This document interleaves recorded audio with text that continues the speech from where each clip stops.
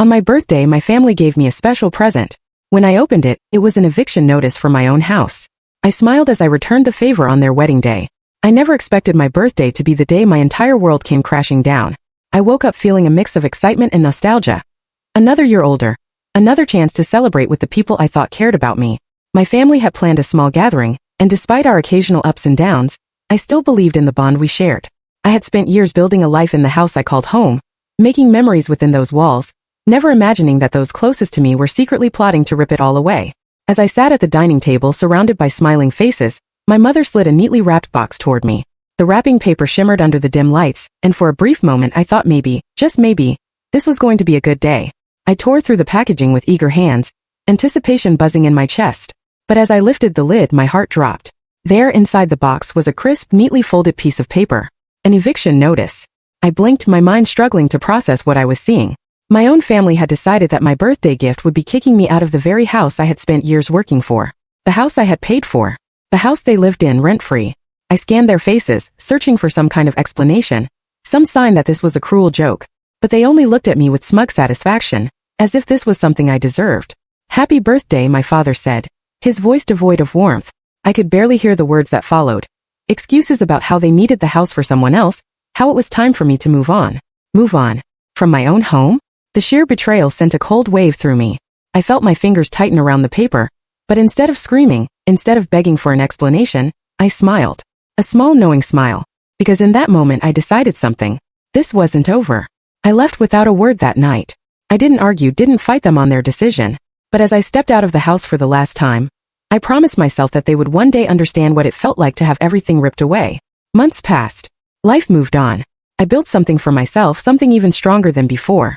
And then the opportunity arrived. An invitation to my cousin's wedding, the very cousin who had been pushing hardest for my eviction.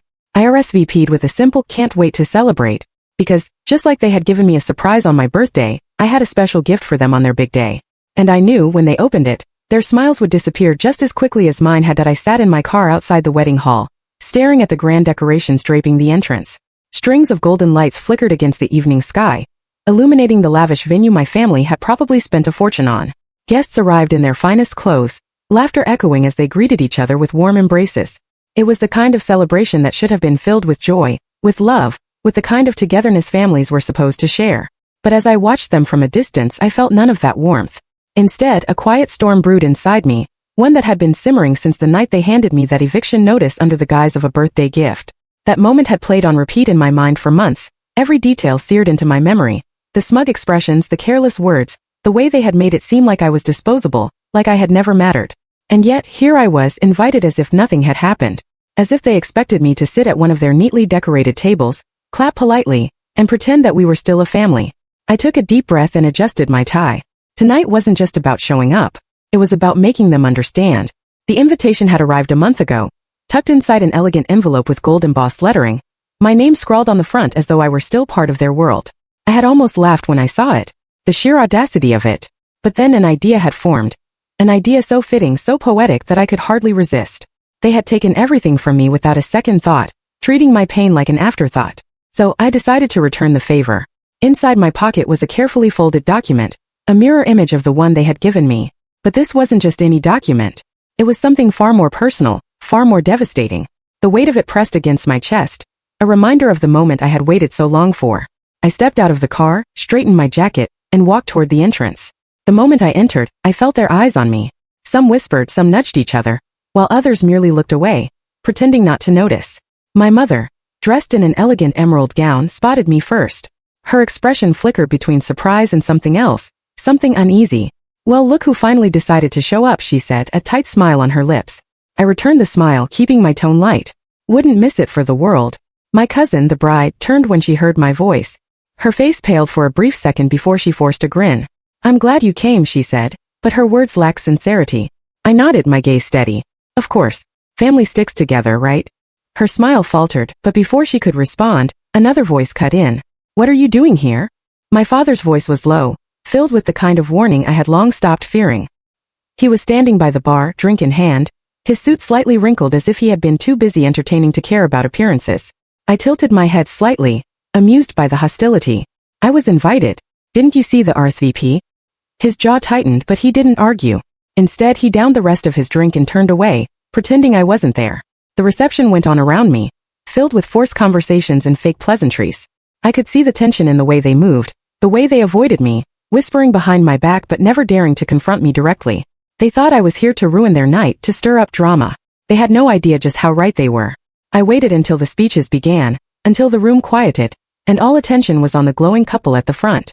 My uncle stood first, raising his glass and delivering the usual sentimental toast about love, commitment, and family. The irony of it almost made me laugh. Then came the moment I had been waiting for. The bride and groom were handed their own set of gifts, beautifully wrapped in elegant silver paper, each one more extravagant than the last. And then at the perfect moment, I stepped forward with my own gift in hand. All eyes turned to me. I couldn't come empty-handed, I said smoothly, handing the small box to my cousin. She hesitated, her hands trembling slightly as she reached for it. The room was silent. She pulled at the ribbon, removed the lid, and the moment her gaze landed on the document inside, her entire expression shifted. Confusion, then disbelief, and then finally fear. She looked up at me, her lips parted slightly, her face drained of color. "What is this?" she whispered. I leaned in slightly, just enough for my words to be meant for her. "Ears alone." A reminder, I murmured, my voice steady. "That nothing lasts forever." She gasped, and the moment stretched between us, thick with unspoken truths and the weight of everything they had done. I could feel the eyes of the room shifting between us, the hushed murmurs growing louder. My father, noticing the tension, stepped forward, his voice sharp. "What the hell is going on?" But I didn't answer. I simply turned and walked away, leaving behind the very same sense of uncertainty, of dread, that they had once forced upon me. The game had only just begun the moment I turned my back on the wedding hall. The weight of their stares clung to me like thick fog. I could hear the hushed murmurs, the whispers of confusion, the clinking of glasses as hands tightened around their stems. But I didn't stop. I didn't need to see their reactions to know exactly what they were feeling, because it was the same way I had felt on my birthday. Shocked, betrayed, cornered. I made my way toward the exit, my heartbeat steady, my steps unrushed. But just as I reached the doors, I heard hurried footsteps behind me. "Wait!" My cousin's voice was shaky, unsteady, and filled with something that sounded dangerously close to panic. I turned slowly, letting the moment stretch. She stood there in her sparkling white gown, the sheer fabric trembling along with her hands as she clutched the paper I had gifted her. Her carefully done makeup was beginning to crack, just like the illusion of control she had wrapped herself in. You can't be serious," she breathed, holding up the document as if she was afraid to even touch it. I studied her for a moment, watching the way her chest rose and fell in shallow breaths. "Do I look like I'm joking?" Her lips quivered, but before she could say anything else, my uncle, her father, stormed toward us, his face red with barely contained fury. "What the hell do you think you're doing?" I let out a slow breath, tilting my head. "Returning a favor." His brows furrowed, his anger making his voice sharp. "This isn't funny. Not here. Not today." I raised an eyebrow, feigning innocence. "Oh, you mean like how it wasn't funny when you handed me an eviction notice on my birthday? Right in front of everyone? Or does humiliation only count when it's happening to you?" My cousin let out a shaky breath. "You don't understand." "No," I cut in, my voice colder now. "I understand perfectly. You didn't think I would fight back. You thought I'd just disappear quietly, like I didn't matter. Like I wasn't the one who made sure that house kept running, that the bills were paid, that you all had a place to stay. But the funny thing about betrayal," I leaned in slightly, my voice low, "it always comes back around." Her father stepped in, his hand gripping my arm in a firm, silent warning. I met his glare without flinching, without breaking eye contact. I could see the sweat forming at his temple, the way his fingers twitched, slightly nervous, not quite sure how far I was willing to go. I didn't pull away. I wanted him to feel it the same way I had felt it all those months ago when they made the choice to push me out.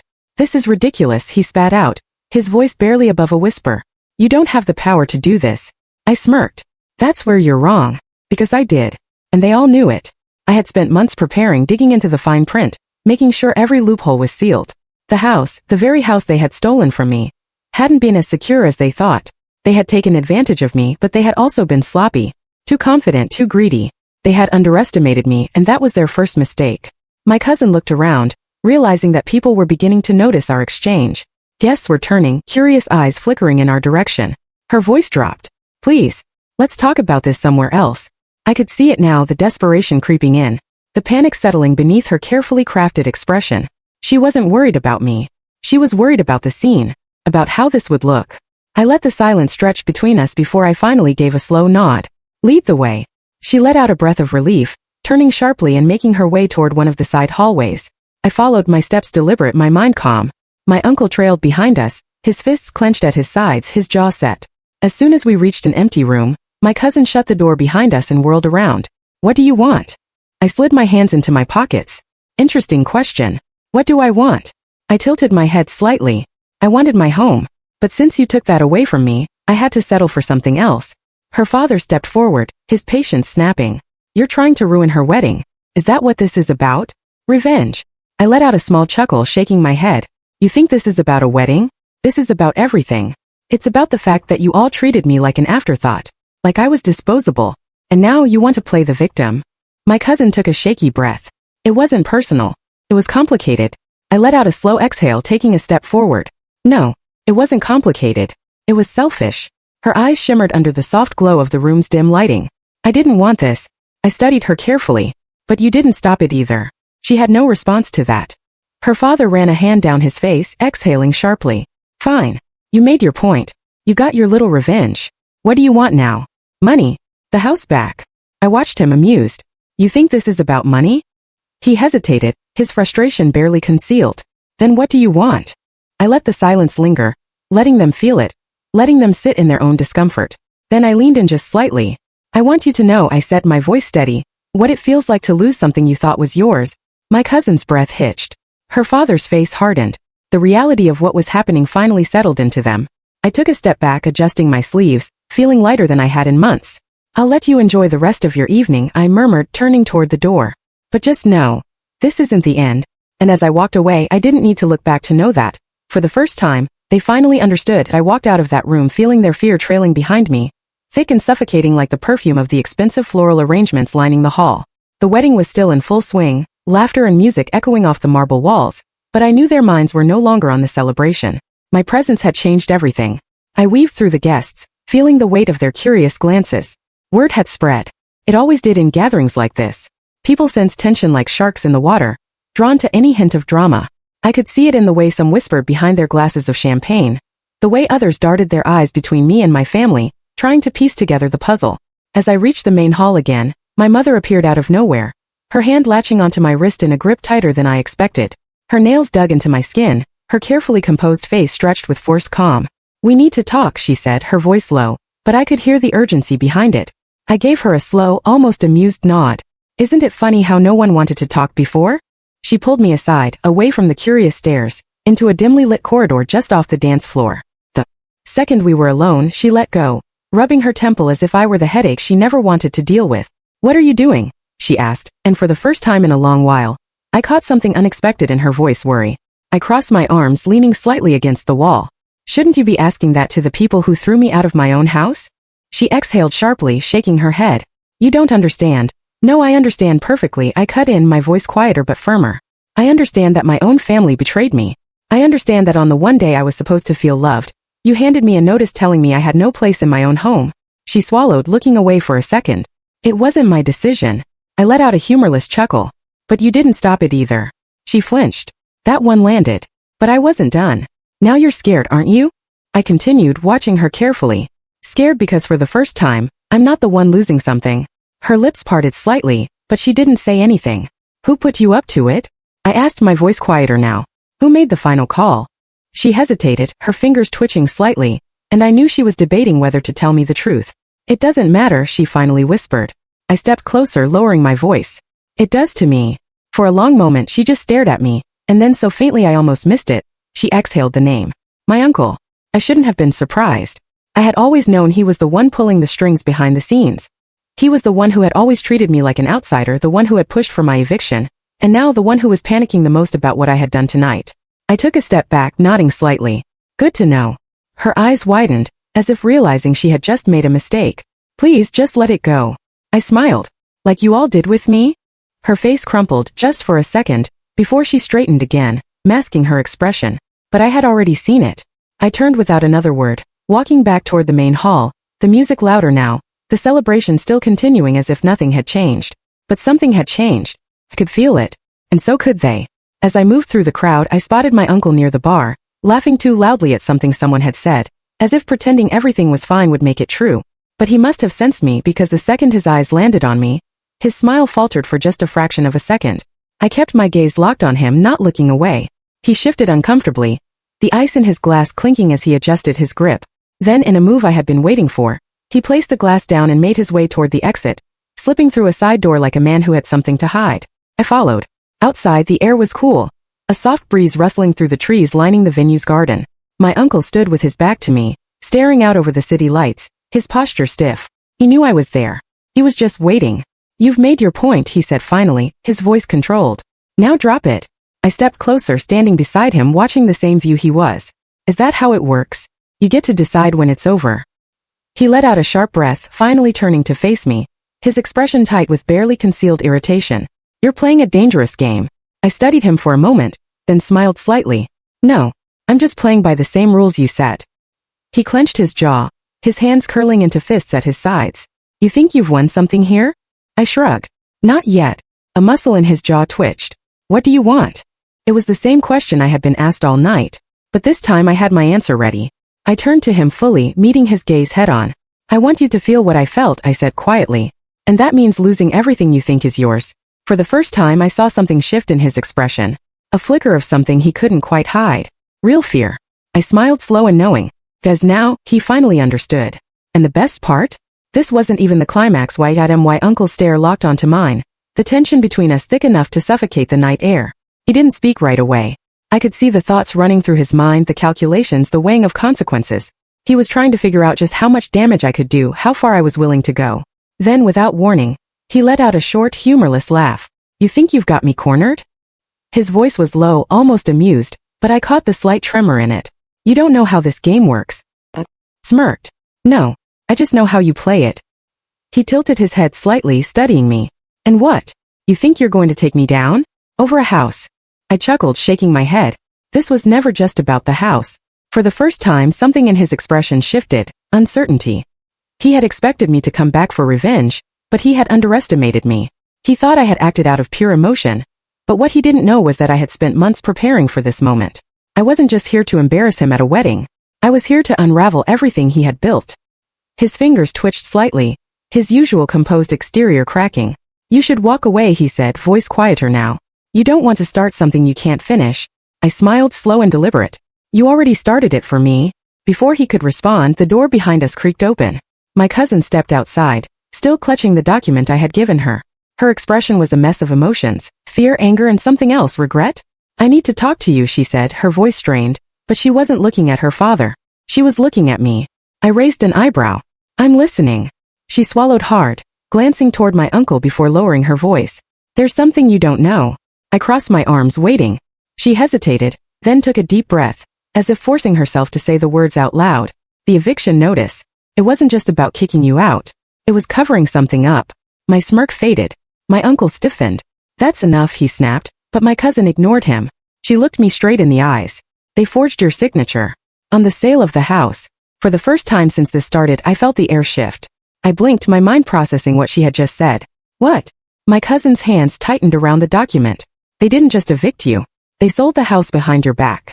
They needed you out before you found out." A slow burning rage started in my chest. I had expected betrayal, but this was something else.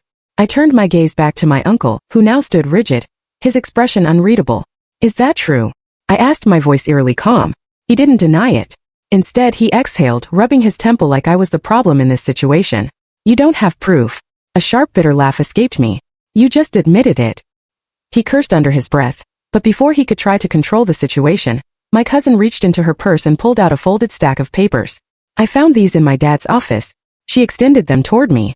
I took them, unfolding the documents with steady hands. The second my eyes landed on my own forged signature, something inside me snapped. This wasn't just betrayal. This was theft. My uncle stepped forward quickly, but I took a step back, my grip tightening on the papers. "Don't do something stupid," he warned, but his voice lacked the confidence it had before. I looked up at him, feeling something cold settle in my chest. "Oh, you have no idea what's coming." For the first time tonight, he looked genuinely afraid that I held the forged documents in my hands, my pulse steady but my mind racing. Everything made sense now. The eviction hadn't been about taking my house. It had been about covering up something bigger. My own family had stolen from me, sold what was mine, and tossed me aside like I was nothing. And now, standing in front of my uncle, I realized something. He wasn't worried about what I knew. He was terrified of what I could do with it. I took a slow step forward, my voice dangerously calm. "You thought you could just erase me? Sell my house, throw me out, and never deal with the consequences?" I shook my head, letting out a quiet laugh. That was your first mistake. His jaw clenched, his eyes darting toward the papers. This isn't proof of anything. You don't have the original contracts. I raised an eyebrow, tilting my head. You sure about that? His face paled just slightly, a flicker of doubt crossing his features. He didn't know how much I had, and that was enough to make him nervous. My cousin stepped closer, her voice softer now. I didn't know, I swear. I thought it was just a matter of moving things around. I exhaled sharply, looking at her. There was regret in her eyes, but regret didn't erase what had already been done. And now? I asked, watching her carefully. She hesitated, then looked down. I want to make it right. For a moment, the only sound was the muffled music from inside the wedding hall. My uncle shifted uncomfortably, but I wasn't done with him yet. You were willing to let me lose everything for money, I said, my voice quieter now. But you didn't expect me to fight back. He forced out a laugh, but it was weak, hollow. What do you want? Money? The house back? What's your price? I smiled, slow and deliberate. You really don't get it, do you? I pulled out my phone, turning the screen toward him. A blinking red dot. A live recording. His entire confession. Every word he had just spoken was now saved. His face drained of color. I slipped my phone back into my pocket. I don't need your money. I don't need your apologies. But what I do need. I gestured toward the door leading back into the wedding. I need everyone inside to know exactly what kind of man you are. Panic flashed across his face. His usual confidence shattered. He reached for me, but I stepped back. You ruined my life over greed, I said, my voice steady. Now I'm returning the favor. He turned toward my cousin. You gave him the papers? His voice was sharp, almost desperate. She nodded. It was the right thing to do. His expression twisted with anger, but it was too late. I took another step toward the door, pausing just before pushing it open. By the way, I added, glancing at him one last time. The house? You never actually owned it. The sale? Illegal. You forged my name on a property that wasn't even yours to sell. His breath caught. What? I pulled another set of documents from my inside pocket. The original deed. The house was in my name alone. You stole something that wasn't yours. And now you're about to lose everything. His body tensed, his hands trembling slightly. He knew. He had lost. I turned back toward the wedding, pushing open the doors, stepping into the light. The guests turned, conversations pausing as they saw me. My uncle hesitated behind me, torn between running and facing what was coming. I raised my voice just enough to carry over the crowd.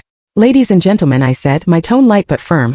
I think you should all hear a story about tonight's groom's father. About how he stole from his own family. About how he ruined lives for money.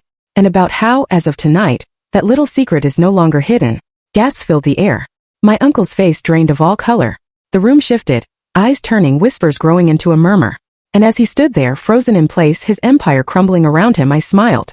Because this time I wasn't the one losing everything. He was. The silence in the wedding hall was deafening. All eyes were on my uncle, the weight of my words settling over the room like a thick fog. My mother covered her mouth, my cousin looked away, and the guests whispered in hushed, urgent tones, trying to process what they had just heard. The celebration had officially ended, not with laughter and dancing, but with the truth ripping through the carefully planned evening like a knife through silk. My uncle stood frozen, his once proud posture deflating as the reality of the moment crashed down on him. He had spent years controlling every situation, making sure things always worked in his favor. But now there was no escape, no excuse, no way to twist the story in his favor. Tell them it's not true, he muttered under his breath, his voice cracking. His eyes darted toward my cousin, then my mother, then me. Tell them. I held up my phone again, pressing play. His own voice echoed through the speakers. Every word of his confession, every moment of his betrayal, played back for the entire room to hear. The murmur turned into a roar. My uncle's business partners exchanged uneasy glances, realizing they had trusted a man who built his empire on lies. Family members shook their heads, disgusted by the betrayal. The weight of it all was too much. His carefully built image, his influence, his power, everything was slipping through his fingers. He turned to me, desperation in his eyes now. I can fix this, he said quickly. I can make things right. I tilted my head, pretending to consider his words. You had a chance to do that. But instead, you threw me away like I was nothing. I let the words settle before adding, now you get to know what that feels like. My uncle's breathing grew heavier. He turned to my mother, but she wouldn't meet his gaze. My cousin, his own daughter, stood frozen in place, her hands gripping the edge of the table like it was the only thing keeping her grounded. The wedding hall doors burst open, and two men in suits walked in. The moment my uncle saw them, his face turned ghostly pale. I hope you didn't think I came unprepared, I said casually. I had a feeling you wouldn't want to take responsibility on your own. The men approached him, one of them holding up a folder. We received an official report regarding fraudulent activity, the man said. We'll need you to come with us. The room erupted. My uncle took a step back, his hands shaking. "This is a mistake," he stammered. "I can explain," the man cut him off. "You can explain everything on record." I watched as the color drained from his face. He knew it was over. My cousin exhaled shakily, turning toward me. "I'm so sorry," she whispered. For the first time that night I believed her. She had been a part of it, but she had also helped undo the damage in the end. It didn't erase everything, but it mattered. I nodded slightly. "I know." She glanced at her father one last time before walking away, leaving him to face the consequences of his choices alone. As my uncle was escorted out, the tension in the room started to break. People began whispering again, this time about what would happen next. His downfall wasn't just personal, it was public. His reputation was ruined, and there was no coming back from this. I let out a slow breath, letting the moment wash over me. For the first time in a long while I felt free. Not just from what had been taken from me, but from the weight of trying to prove my worth to people who had never truly valued me. My mother finally walked up to me, her eyes glistening. "I should have done more," she said softly. I looked at her, trying to find the anger I had held onto for so long. But in that moment all I felt was exhaustion. "You should have," I agreed. She nodded, swallowing hard. "But you didn't need me in the end." I gave her a small, tired smile. "No, I didn't." And that was the truth. As the guests began to leave, I took one last look at the wedding that had turned into something far different than what had been planned. The flowers, the music, the perfect decorations, it was all a facade. And now it had crumbled, leaving only the truth behind. I stepped outside, breathing in the cool night air. The city lights stretched out in front of me, endless possibilities in every direction. For months I had been waiting for this moment. For justice. For revenge. For closure. Now that it was here I realized something. The best revenge wasn't just watching them fall. It was knowing that I had risen despite everything. And with that I walked away, not as the person they tried to destroy, but as someone they could never break again.